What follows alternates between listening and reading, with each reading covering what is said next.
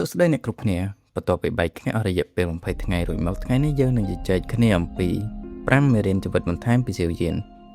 ហើយបន្ទាប់ពីចេញវីដេអូនេះខ្ញុំប្រហែលជាត្រូវសម្រាកចេញវីដេអូមួយរយៈតូចបន្ថែមទៀតដោយសារតែខ្ញុំមានការប្រឡងនៅសប្តាហ៍ក្រោយដើម្បីកុំឲ្យខ្វះពេលយូរ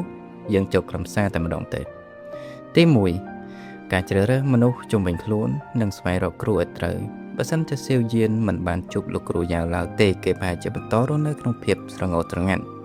និងការមើងងាយក្នុងត្រកូលសៀវរហូតដល់ចាស់ស្លាប់ទៅហើយតែក្រោយពេលដែលគេបានជួបយ៉ាវឡាវ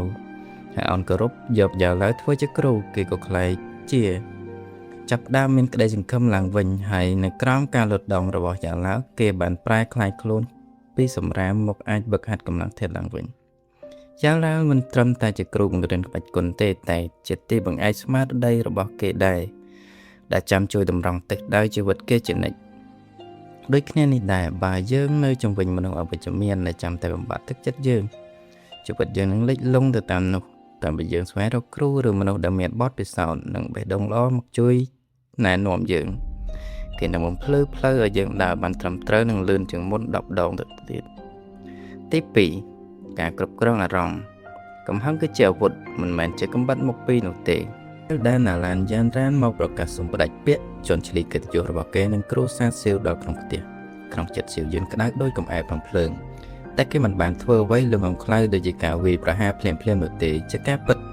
ដែលពេលនោះដោយកំហឹងគេបានសរសេរលិខិតឡើងលះដោយដៃយកឈាមមកត្រាតែគេមិនបានធ្វើអ្វីហួសព្រំដែនឡើយនៅពេលដែលណាឡានយ៉ានរ៉ានកំណត់ពេល3ឆ្នាំក្រោយទៅរកនាងប្រយុទ្ធគ្នានៅបកពកគេក៏ទុកកំហឹងមួយឡែកដាក់ខ្លួន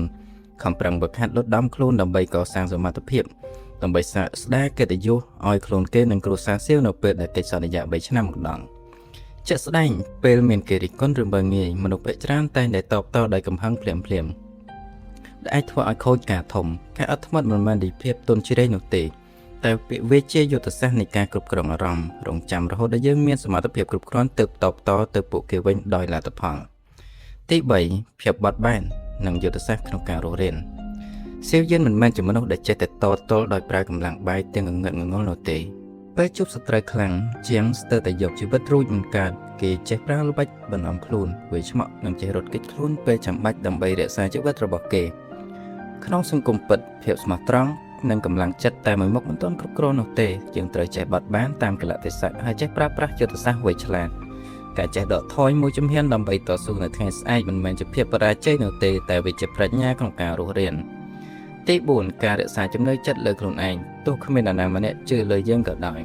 ក្នុងកំឡុងពេល3ឆ្នាំដែលកម្លាំងធាតុធ្លាក់ចុះមនុស្សទូទាំងក្រុងនិងសាច់ញាតិផ្ទាល់ខ្លួនបានសាច់ចំអកនិងបោះបង់ចោលគេទាំងអស់ប៉ុន្តែសៀវយានមិនដែលឈប់ជឿជាក់លើខ្លួនឯងសូម្បីមួយវិនាទីនៅពេលដែលយើងចាប់ផ្ដើមធ្វើអ្វីថ្មីមួយ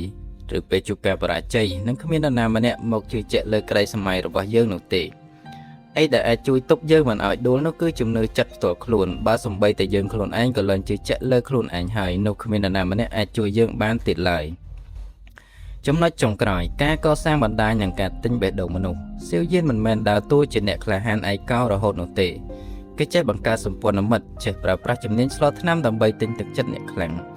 ដូចជាហៃពតងជាដើមដំបូងគ្រាន់តែជាកិច្ចព្រមព្រៀងស្លថ្នាំដោះបណ្ដាសាឲ្យលោកហៃទេតែក្រោយពីបានស្គាល់គ្នា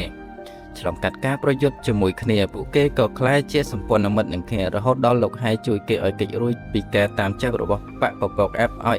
គេអាចចេញរួចពីនគរជាម៉ាហើយជួយការពារសមាជិកគ្រួសារសេះសល់របស់គ្រួសារសៀវពីការតាមបោះសម្អាតរបស់បកពកអេបទៀតផងគេផ្ដល់ផលប្រយោជន៍និងទិញបេះដូងរបស់ពួកគេជាមុនទើបអ្នកទាំងនោះសុខចិត្តលះបង់ជួយសៀវយានវិញគ្មាននរណាម្នាក់អាចជោគជ័យធំដុំដោយធ្វើការម្នាក់ឯងបានឡើយមេរៀនជីវិតពីសៀវយានបង្រៀនយើងឲ្យចេះកសាងបណ្ដាញទំនាក់ទំនងដោយឈរលើគោលការណ៍ផ្ដល់ប្រយោជន៍ឲ្យគេមុនពេលយើងជួយសម្រេចគោលដៅអ្នកដទៃក៏ជួយរុញច្រានយើងឲ្យដល់កំពូលដូចគ្នាហើយនៅក្នុងវីដេអូនេះការវិភាគរបស់ខ្ញុំក៏មានតែប៉ុណ្្នឹងទេបើសិនជាមានចម្ងល់ឬយោបល់អីកុំភ្លេចខមមិននៅខាងក្រោមសូមអរគុណអ្នកគ្រប់គ្នាសម្រាប់ការស្ដាប់ជួបគ្នាក្នុងវីដេអូបន្ទាប់